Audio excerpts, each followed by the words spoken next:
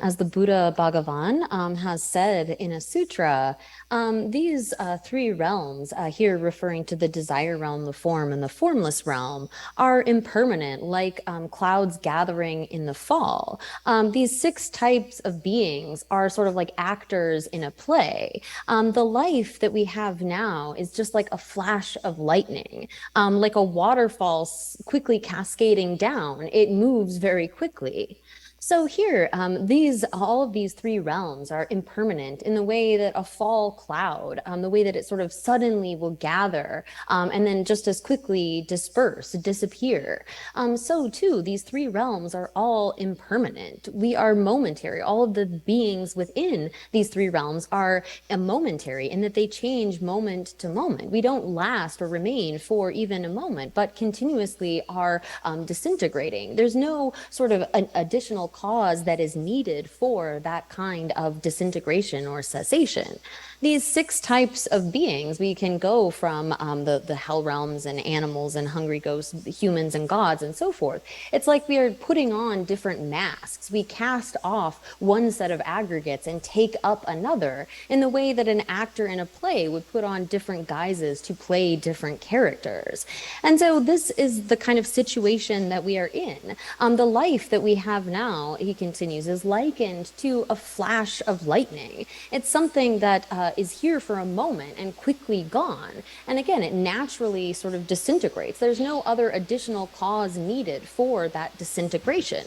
We remain here in the kind of life that we have for a certain number of years, but that kind of life is going to pass. We are going to have to face death every moment, actually, again, being momentary and impermanent. We are moving closer to that time of death. Here, explaining that as being sort of like a waterfall cascading down a steep mountain. This is something that passes very quickly. So right now we have a good rebirth, but the kind of future rebirth that we will take depends upon the karma that we create right now. So even at the time while we have this human rebirth, we should be aware of, think about the kind of actions that we are creating with regard to our future rebirth.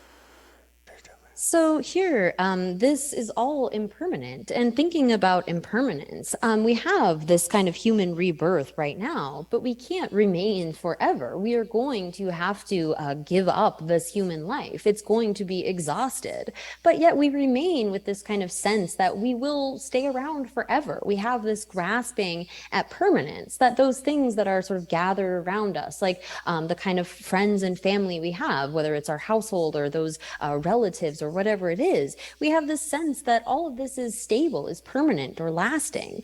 But it isn't. The fact is that all of this is subject to destruction or disintegration by the very fact of its being impermanent.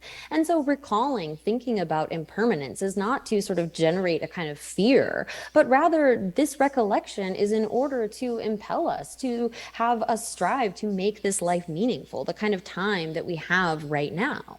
The way that we can make our life meaningful is by relying on the teachings of the faultless teacher, the Buddha, who gave these kinds of undeceiving teachings, the very most basic being that we should abandon all kinds of harm. That sort of action that brings forth suffering, that will bring forth suffering for others as well as ourselves. And we should do as much as we can to benefit others. And as well as the kind of view of the four seals, that things are impermanent and impure and suffering and selfless and so forth.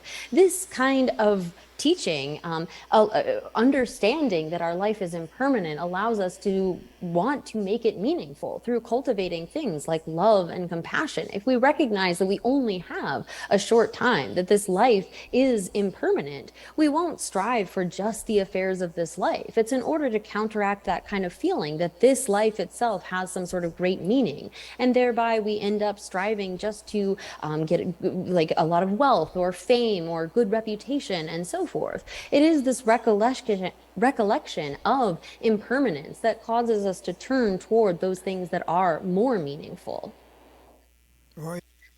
So, recognizing that this life that we have will end, it's impermanent. So, right now, we have this good human rebirth, but we need to use it meaningfully, recognizing that it is going to come to an end. So, at the very least, we should try to not harm others and benefit them as much as we can. Even if we are, say, going through our life and we have to go to work and so forth, we can have this kind of attitude where we think, I'm not going to harm any other being. And as much as I can, whatever work I am doing, I'm going to do for the benefit of others. And this kind of reflection upon impermanence helps our conduct to improve. We kind of can make this resolution that I'm going to act well as long as I am able to. Right now, while I have this kind of life, if I make this effort at doing good actions, at purifying all of those, confessing and purifying those kinds of negativities that I have committed in the past, it's actually the case that there's a verse that sort of encapsulates this, that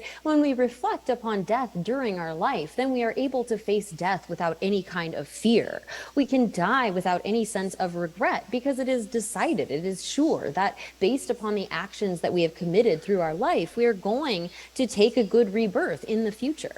So again, reflecting that our life is impermanent and we are going to have to take up another, we should think, well, I want to have a good rebirth in order to be able to continue to improve. I'm going to therefore stop the kind of causes that could lead to a rebirth in the lower realms and cultivate those sorts of causes that lead to a better rebirth, a good rebirth.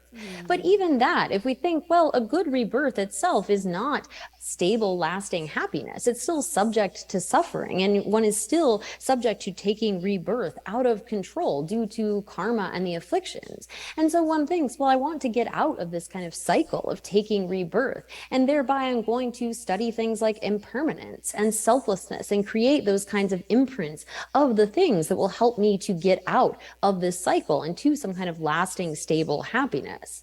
But thinking further, we see that, well, all of these other sentient beings, my friends, my family, they too are in this kind of suffering situation and have been in this suffering situation, experiencing it for a very long time. And therefore, it's not right for me to just strive for my own happiness, but rather I want to be able to place them as well within that state of true lasting happiness.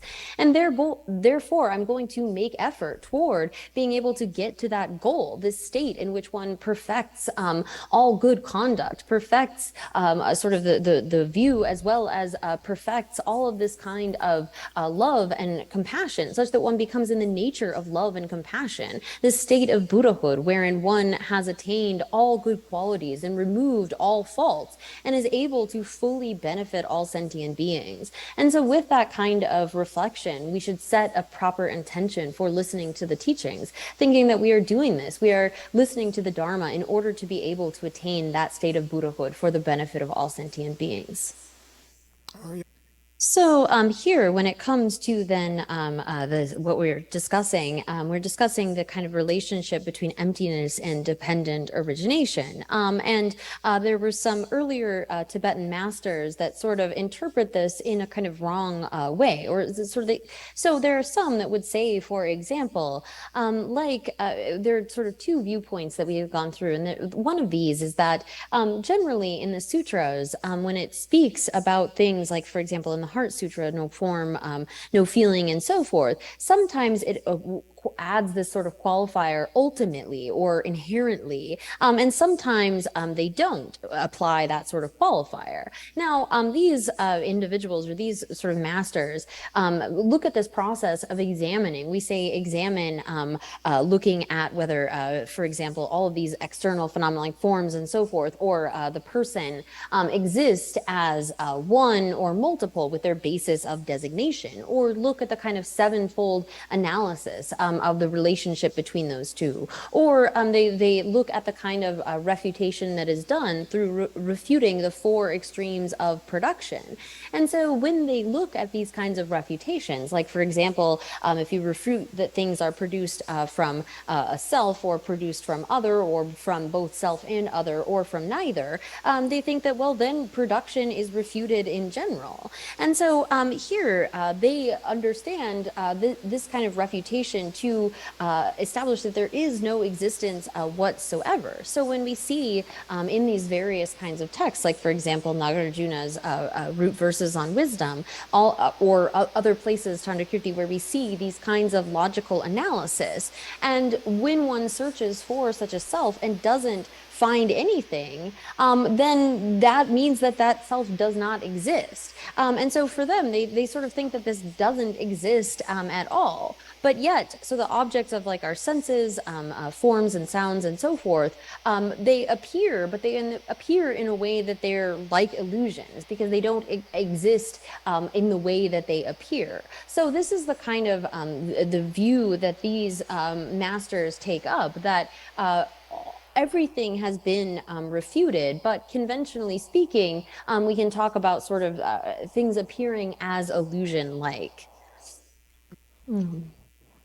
So maybe it would be good to give kind of an example of this. So, for example, like with respect to the I or the self, we hold really strongly to the sense of an I. But when we begin to search within its basis of designation, like we look at the form, we begin by looking through our entire body from the bottom of our feet all the way up to the top of our head. There's nothing that we can point to within our physical form that is that I. So whether we're looking at like our hands or our feet or our ears or our eyes or all of those various things that constitute our form, nothing is there that we can point to that is this I or this self. And then we look at feeling. Now, sometimes we have pleasant feelings, sometimes we have unpleasant feelings, sometimes we have neutral. So none of those can be pinpointed as being the I or the self. Again, they're variable and changing.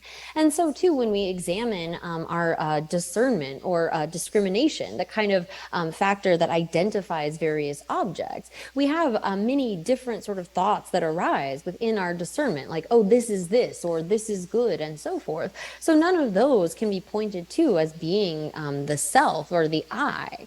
And then we turn to our consciousness. We also, within consciousness, have various divisions. We have the mental consciousness and visual, our ear consciousness, nose consciousness, tongue consciousness, body consciousness, and none of those as well are the I or the self.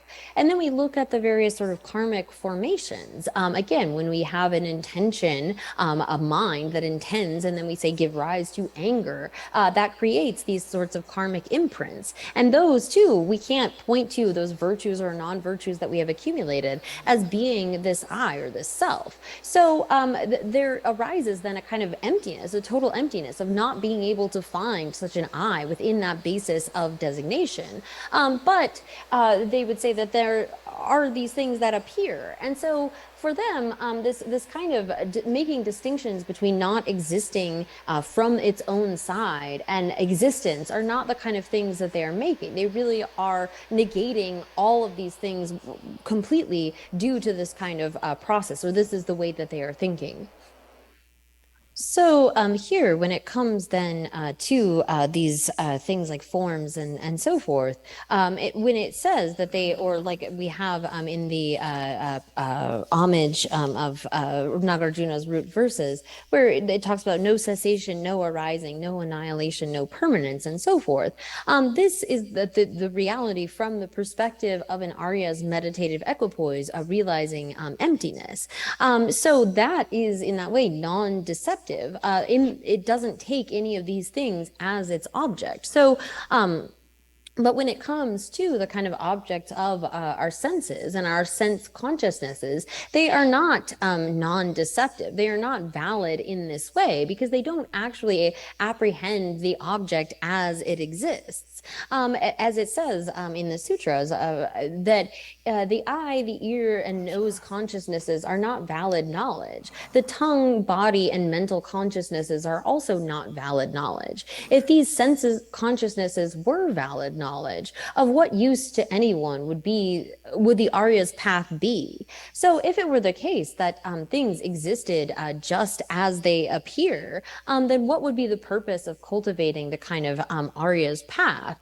If it were the case that our sense consciousnesses and so forth were totally unmistaken or non-deceptive with regard to what the objects as they appeared to them. But that isn't actually the case. When we try to search for such an object, we can't find it. So here again, we're presenting this one kind of particular view that according to them, they would say that when you search for the sort of the thing, you cannot ultimately find it. But according to worldly conventions, these things do exist. So here we'll continue with this kind of view. Here, when it comes to masters within Tibet, they're all trying to speak as Madhyamikas, as if they are proponents of the middle way. Now, when it comes to the basic kind of division between the two types of Madhyamikas widely recognized, the Prasangikas and the Svatantrikas, according to the Prasangikas, one doesn't need to add this qualifier ultimately when we are negating things, saying there's no form, no sound, and so forth. One doesn't need to put that qualifier of ultimately there is no form. And whereas for the Svatantrikas, they think that you do absolutely need to have this kind of qualifier. And this is because when they are making arguments, it's right in their name, they accept the use of what are called autonomous syllogisms, meaning that there needs to be sort of a commonly appearing object in order to say like form is not truly existent or so forth, whatever they're going to use in a syllogism. That kind of object needs to, conventionally speaking, have some kind of nature that a valid cognition can be valid with respect to in order that it be a valid cognition. So for the Svatantrikas, they would say that you absolutely need to put this qualifier ultimately when on the object of negation, because otherwise you wouldn't be able to have sort of valid argumentation.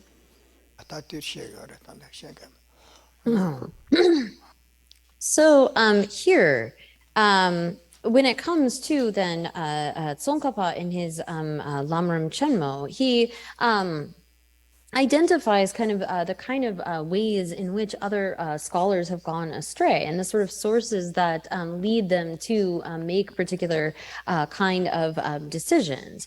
So here there is the sort of danger in when some understand emptiness, they think that it's like negating everything. And so therefore, there is this danger that the kind of side of conduct will decline, that they'll think, oh, there's no karma, there's no virtue and non-virtue, there's no sort of need to practice generosity or ethics or any of those other sides of the path, no need to cultivate love and compassion, because there's just no, they don't actually exist. And so here it comes then when identifying the kind of object of negation, and there are differences that come according to again the Prasangikas versus the Svatantrikas. The Svatantrikas would say that that when it comes to phenomena, we are negating some kind of, again, they say that one needs to apply this kind of qualifier of ultimately.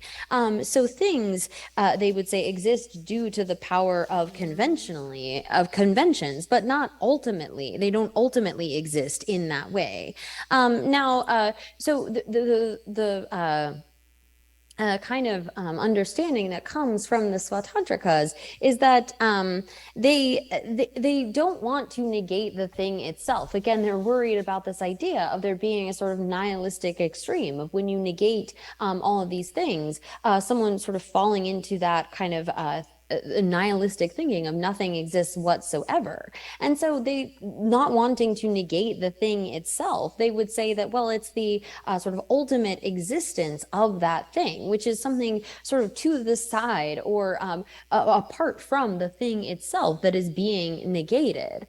So this is the kind of, when it comes to identifying the actual object of refutation or the object of negation for and again, Tsongkhapa in the the Lamrim Chenmo looks at the sort of sources and how it is that the Svatantrikas come to think in this way, particularly regarding the need to apply that qualifier ultimately, versus the Prasangika kind of view, which is clearly identified, tracing back to Aryadeva's 400 verses, where the sort of thing that is being negated is not the thing itself, but it says all of these things have no autonomous nature, therefore they have no self. So, and this is what is being negated according to the Prasangika. The self and the selflessness is some sort of autonomous nature, something that, as Chandrakirti explains in his commentary to this stanza of the 400 verses, that this indicates that anything that exists by its own nature, inherently, independently, without depending on others.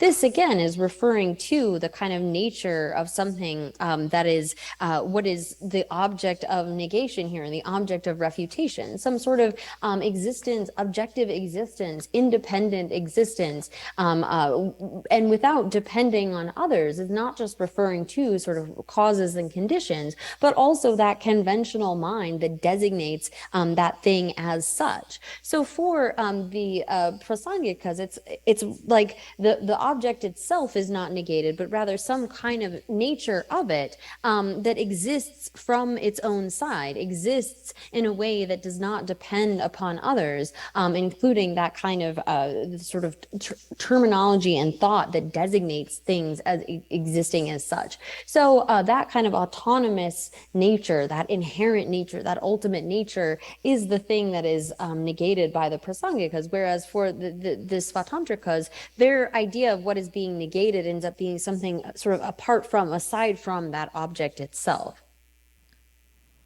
So, according to the Prasangikas, they would say that ultimate establishment or ultimate existence and true existence, objective existence or existence from the side of the object, and inherent existence are all synonymous, and those are all what is to be negated. Whereas for the Svatantrikas, they would distinguish inherent existence and existence from the side of the object as being things that do actually exist, whereas they, again, apply that qualifier ultimately, and they say that ultimate or true existence is what is to be negated, but not this kind of inherent existence and not existence from its own side. So again, citing the kind of identification of the object of negation for the Prasangikas, again, all these things have no autonomous nature, therefore they have no self.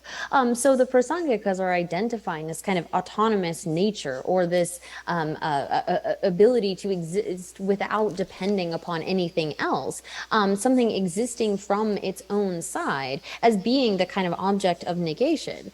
So to back up, when it comes to all Buddhist tenet schools, except that there is no sort of permanent, autonomous, singular self that is something asserted by kind of non-Buddhist schools. They would say that all of those would say that all Buddhists would say that that does not exist. And then there are those, the sort of common understanding of the selflessness of the person's not being a self-sufficient, substantially existent entity.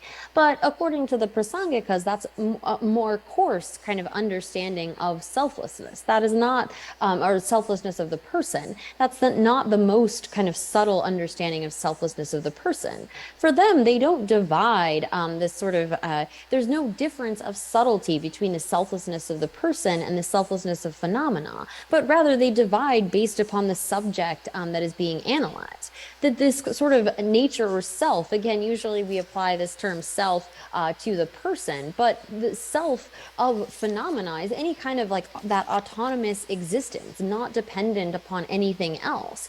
And so for the Prasangikas, there's no difference in terms of the subtlety between the object of negation, negated in the selflessness of phenomena and the selflessness of the person, but rather they're distinguished based upon what object one is negating. So all phenomena are selfless and they lack this kind of autonomous own nature. So when it comes to our aggregates lacking that kind of autonomous nature, that is the selflessness of the aggregates or selflessness of phenomena. And the persons not having that kind of autonomous nature nature is the selflessness of the person.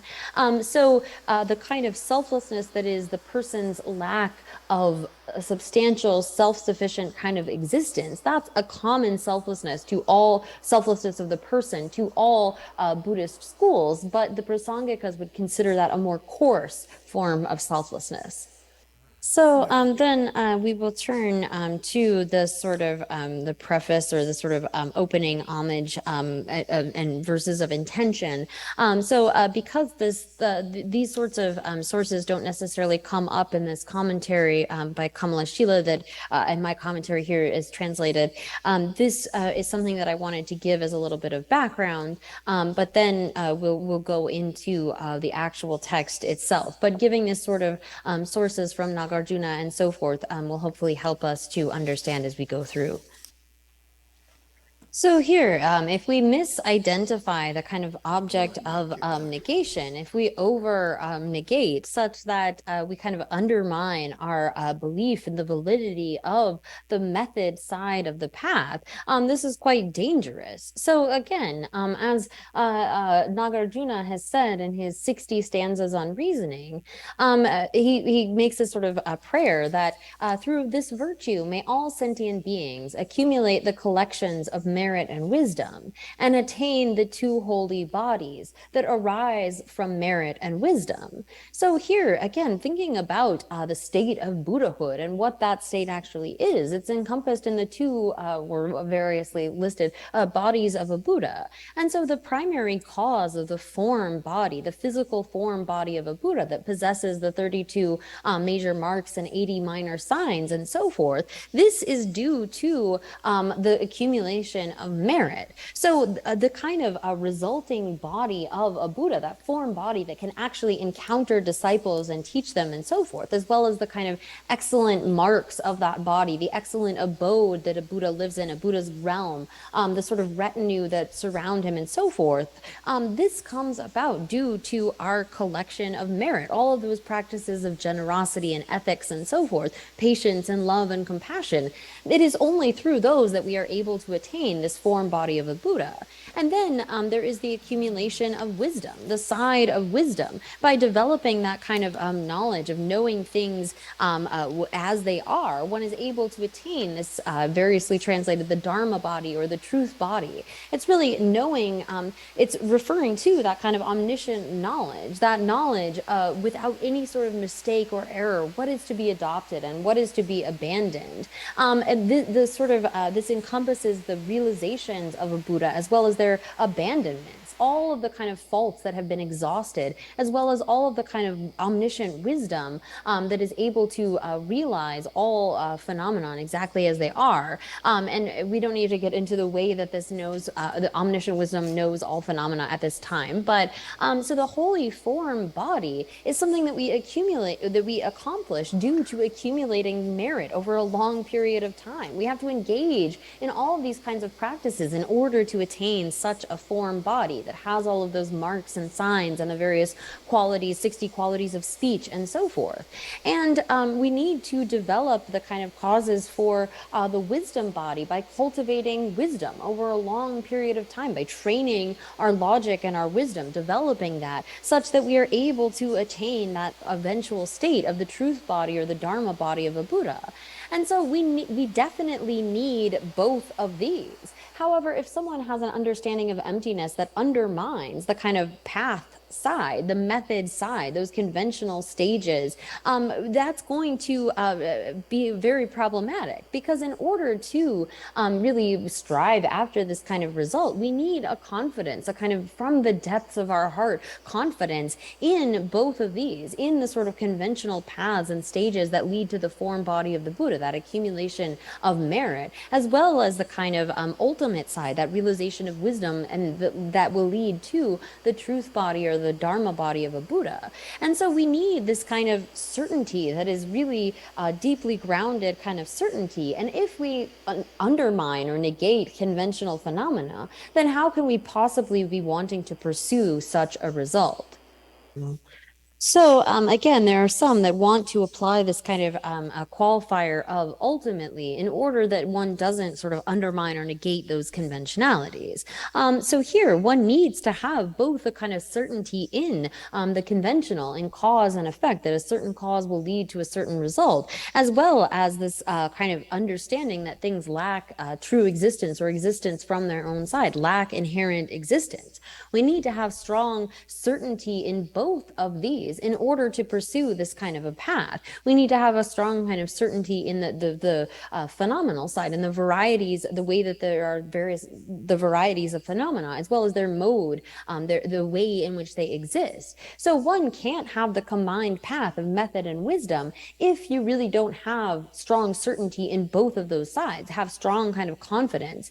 And the way that we develop a confidence in both of these is dependent upon how we sort of determine the view, how we come to an understanding based upon our analysis of the path.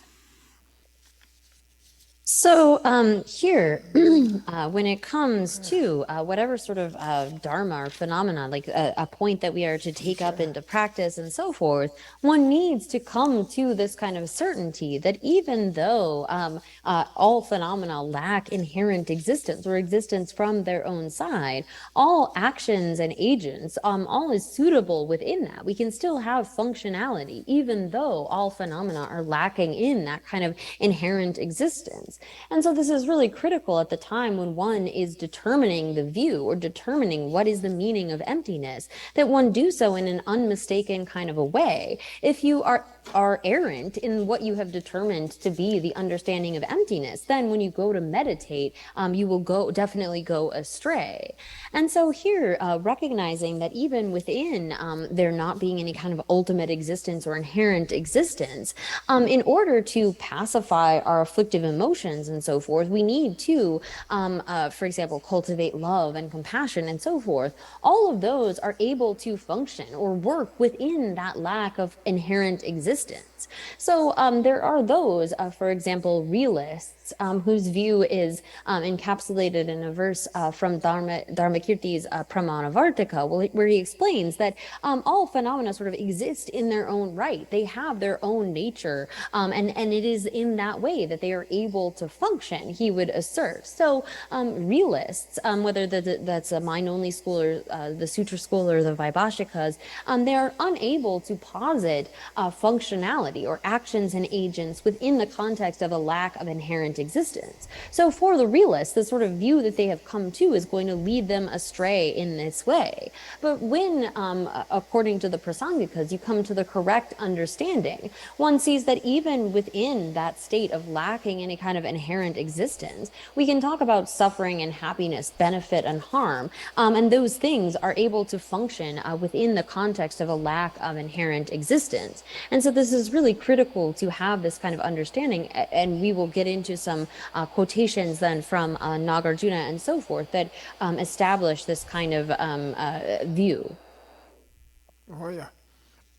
So here, when it comes to the realists, they are unable to posit there being a sort of functionality within there being a lack of inherent existence. So for them, emptiness and dependent origination are contradictory. To say that things are empty of some kind of inherent existence means that they would not be able to function as cause and effect and so forth. But the distinguishing kind of feature of the Madhyamikas is that there's no kind of contradiction between things being dependently originated and empty of any kind of inherent existence. That's actually, it is the case that phenomena being empty does not mean that they like don't exist at all, but rather it is that they are dependently originated. And so here, when it comes to, again, the realists are unable to understand or to be able to posit these two. For them, emptiness means that nothing would be able to function. There would be no sort of ability for there to be cause and effect. Whereas for the Prasangikas or the Madhyamikas, and again, this is proclaimed again and again by Nagarjuna and other masters, is that these are completely in harmony. A lack of inherent existence and dependent origination are actually harmonious in this way. So here, then kind of presenting the sort of wrong views that can arise. It says here, quoting from Nagarjuna first, that if all these things are empty, there can be no arising and no destruction. According to you, it must follow that the Four Noble Truths do not exist. So here again, this kind of wrong understanding believes that, well, if you say that all things are empty of some kind of inherent existence, then that means that there can be no production whatsoever, no sort of arising or ceasing, no abandonment or cessation of our sufferings, no cultivating paths, and so forth. And so if it is the case that all these things are empty of some kind of inherent existence, then what about these Four Noble Truths? None of the Four Noble Truths would be tenable. It would not be possible to posit any of those. So again, this is the kind of wrong understanding that sees a lack of inherent existence and kind of functionality or efficacy as being in contradiction. So this continues with the kind of sort of objection raised by an opponent, as it is Nagarjuna gives the position of this kind of person in his refutation of objections, where he says, if all things in every case do not inherently exist, then even your words do not inherently exist, and so cannot refute inherent nature. So here, the next sort of fault that is lobbed at the Prasangikas is that, well, if you are refuting inherent existence or inherent nature, then if your words, even your words, don't inherently exist, how can they possibly have efficacy in negating that kind of inherent nature? What can they refute? What can they do? Because they don't have any sort of inherent existence. And again, for them to have inherent existence is to be able to function. So the main sort of objections that are raised by this opponent are first that there would be no Four Noble Truths. If you negate inherent existence, then it must follow that the Four Noble Truths don't exist. And then the second is that, well, if you say that everything lacks inherent existence, then even your words can't possibly have efficacy to negate inherent existence. So here, in response to this kind of realist attack, Nagarjuna responds again from his fundamental treatise or root verses on wisdom by saying, well, it doesn't actually, that fault wouldn't come to us, as it was said before. If all these things are empty, they said, there can be no arising and destruction. According to you, it must follow that the Four Noble Truths do not exist. So turning that around, Nagarjuna replies by saying that, well, if it were the case that all these things are not empty, then there can be no arising and destruction. If it is the case that things are autonomous or non-dependent, non-contingent, then none of this, no action and agent, no arising and destruction would be suitable or would be possible at all. And so therefore things are not empty. Then we could not posit the Four Noble Truths. So here it is all possible within the context of dependent origination. So when it comes to the kind of fault incurred here, the Madhyamakas will not incur this sort of fault. All is able to be posited that this can arise in dependence upon this cause and this condition because they are empty of some kind of intrinsic existence. If they were not empty of that kind of intrinsic existence, then there could be no arising and destruction. There could be no way to posit actions and agents and so forth. So it is only because of the fact that things are empty that one can posit them as having arising and destruction and so forth. And so here it will come below, but wherever emptiness is suitable, everything is suitable. It is suitable because they are empty of that kind of inherent existence. So it is in this way that Tsongkhapa is encouraging entering into an understanding of emptiness through or by way of an understanding of dependent origination. So here, then it is again within the presentation of dependent origination that one should search for the view, and it actually, as it is explained in Nagarjuna's root verses again, or fundamental treatise, that anything's dependent arising is explained as emptiness. So that dependent imputation is itself the middle way. So here, when it comes to searching for this kind of a nature, an inherent nature, anything that is dependent upon causes and conditions, that relies upon the sort of aggregation, accumulation of things coming together for its production, is something that is empty of some kind of an inherent existence. We look at other sort of outside schools that assert that there is, say, production from a self, that like the Samkhyas, that the result actually exists at the time of the cause, but in this kind of unmanifest state. But it is, according to the middle way, the fact that things only arise due to the coming together of various causes and conditions. If there is the sort of proper substantial cause and the proper coordinating conditions, that will lead to the coming about of something sort of adventitiously. It's not from its own side, from the existence of that thing, but rather due to the coming together of various causes and conditions. And that kind of dependent arising is explained as emptiness, as that lack of an inherent existence. But if upon hearing that one is to think, well, then are things completely non-existent? Is it saying that anything that dependently arises is explained as emptiness? Is that saying that it's just totally non-existent? Well, no, it continues saying that dependent imputation is itself the middle way. So it is independence upon various parts, and particularly upon our mind labeling something, giving a name to a particular basis of designation, that we can speak of the existence of something.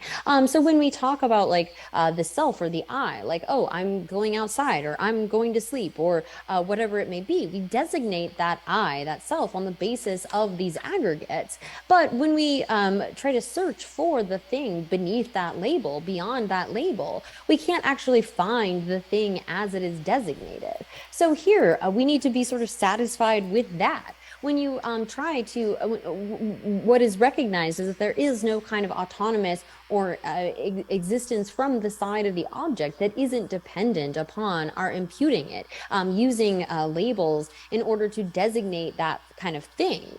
So on the one hand, anything's dependent arising is explained as emptiness. Things come into existence due to various kinds of causes and conditions, and thereby this eliminates that kind of extreme of permanence. There's nothing that is remaining static or permanent.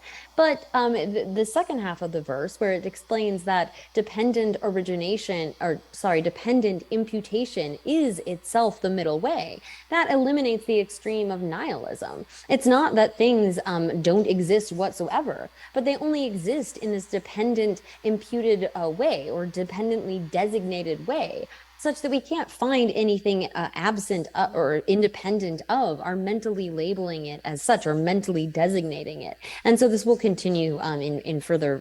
So here, continuing, it says, because there is nothing that it does not dependently arise, there is nothing that is not empty. So it is on the basis of designating or labeling, on the basis of various parts, or on the basis of a particular basis of designation, that we can posit the existence of things. There is this dependent origination, but no sort of inherent existence. Rather, all things are imputed upon their various bases of designation. And we need to be sort of satisfied with that level of existence, rather than searching for something that actually exists from its own side. So here again, because there is nothing that does not dependently arise, there's nothing that is not empty. So here, these are sort of taught as having the same kind of meaning, or coming to the same sort of meaning. Quoting from Nagarjuna's refutation of objections, I bow down to the Buddha, whose incomparable supreme teaching shows that dependent arising and emptiness have the same meaning as the middle way. So again, it is due to phenomenons lacking any kind of inherent existence that they are dependently originated. And because they are dependently originated, they lack any kind of inherent existence. These two understandings as well are the middle way in that they are free from the two extremes. That things arise, that they are dependently arising, that eliminates any kind of extreme of nihilism or so, like that kind of nihilistic view. And whereas that they are empty, that eliminates the kind of extreme of some sort of permanence. So here, this, which is, again, this is a sort of praise to the Buddha, who shows that these two, dependent origination and emptiness, have the same meaning as the middle way. So here again to quote another verse from Nagarjuna from his 70 stanzas on emptiness, it says the incomparable Tathagata taught that because all things are empty of inherent existence, things dependently arise.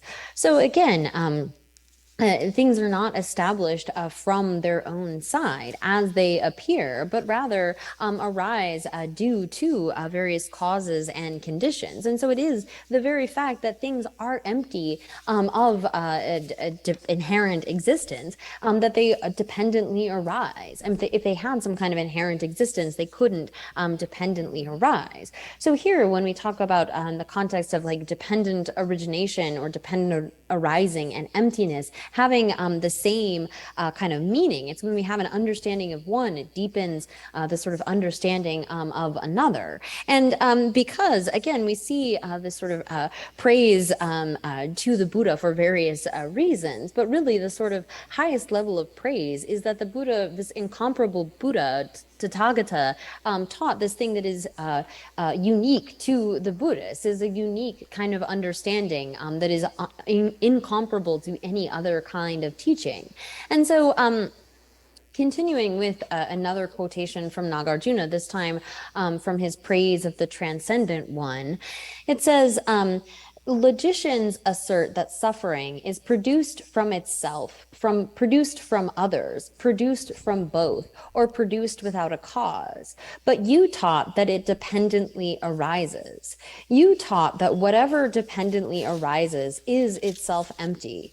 Things have no independent existence. This is your incomparable lion's roar. So here, there are those that assert that things are produced either from a self that is inherently existent, from another that, or an other that is existent inherently, or from its own side, from both or neither. But instead of that, the Buddha taught that things dependently arise. It is only due to causes and conditions that things can come about. And it is, again, dependent origination can also have this sense of dependent relation in that it is dependent upon parts and dependent upon our mind labeling a particular basis of designation, that we can understand things as being dependently originated or dependently related.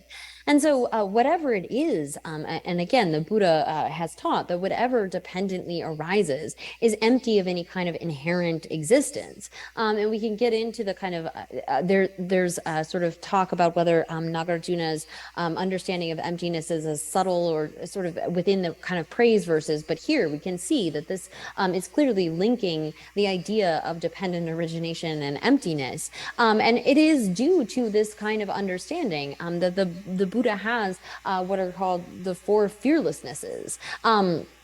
This is something where, because he has knowledge of things exactly as they are, there's no sort of fear that things are going to be wrong or not as they are.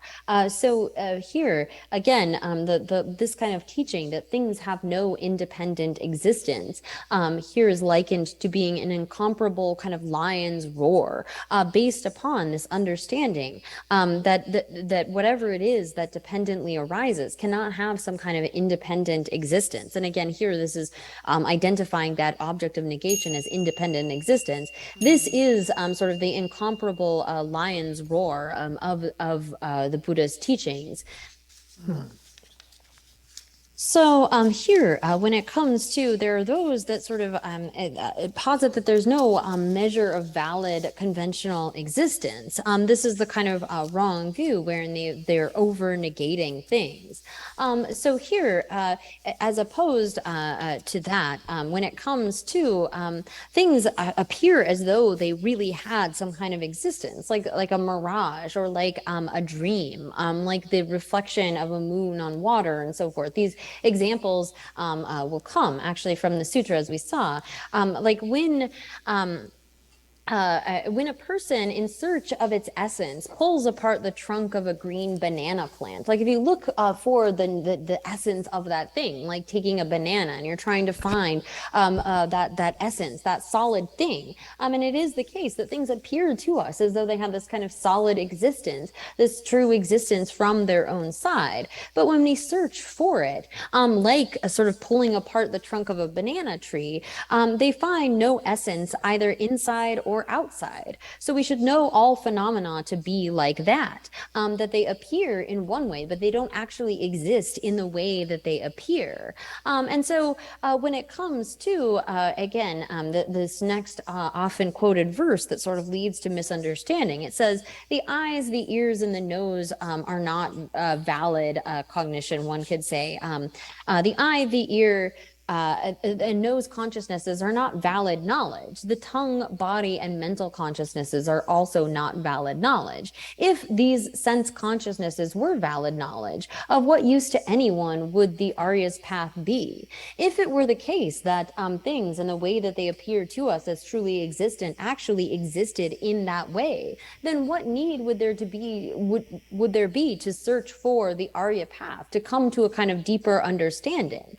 It is the case that things appear to our senses as though they had some kind of real true existence from their own side. But when we try to sort of find the thing as it exists, we see that they don't exist in the way that they appear. And so here, this sort of string of verses continues by saying, these senses are not valid. Their nature is material and neutral. And again, something that is valid has to be a consciousness. So, therefore, those who wish for the path to nirvana must follow the path of the noble ones. So again, if it were the case that the way that things appear to our sense consciousnesses, that they actually existed in that manner, in their like from their own side without being dependent upon anything else, then what would be the point if we had a valid, totally valid kind of cognition of things as they are? What would be the need to search out this Arya path? So this is the kind of conundrum that comes up regarding, again, the Prasangikas would say that our consciousnesses are mistaken with respect to the way that the thing appears, but not with respect to the thing itself. Oh yeah, So we'll have to stop 就是啊，there for the time. Yeah. Dixon Gongda. oh yeah，前面So then starting from next week, we will begin the commentary to the Rai Seedling Sutra itself.